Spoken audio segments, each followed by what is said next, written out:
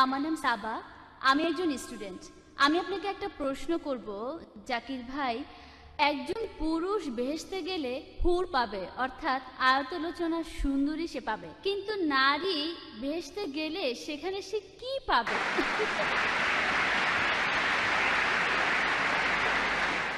বোন, আপনি প্রশ্ন করলেন যে যখন কোনো পুরুষ জান্নাতে যাবে সে সেখানে হুর পাবে, সুন্দরী মহিলাদের।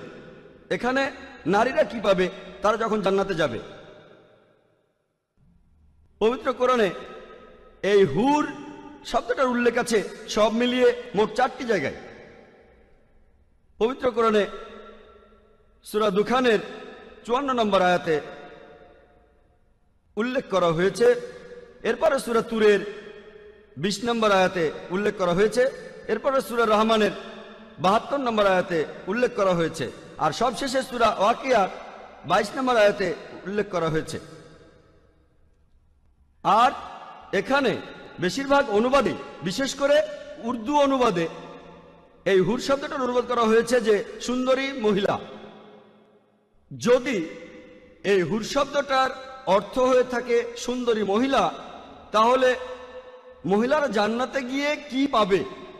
সত্যি বলতে এই হুর শব্দটা হলো বহুবচন, এক বচনে হাওয়ার, যেটা পুরুষের জন্য প্রযোজ্য, আর হাওয়ার এটা নারীদের জন্য প্রযোজ্য।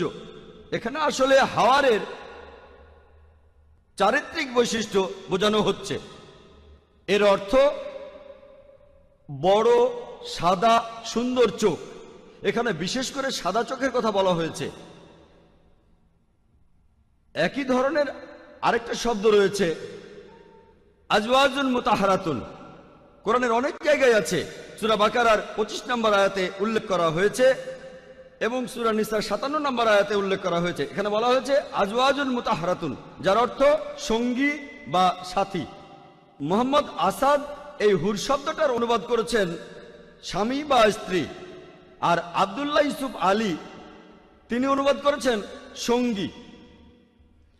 তাহলে হুর শব্দটার অর্থ সঙ্গী বা স্বামী বা স্ত্রী। এটার আসলে কোনো লিঙ্গ নেই। পুরুষরা জান্নাতে গেলে ভালো মহিলা পাবে যাদের চোখ বড় আর সুন্দর, আর মহিলারা পাবে ভালো পুরুষ যাদের চোখ বড় আর সুন্দর। আশা করি উত্তরটা পেয়েছেন।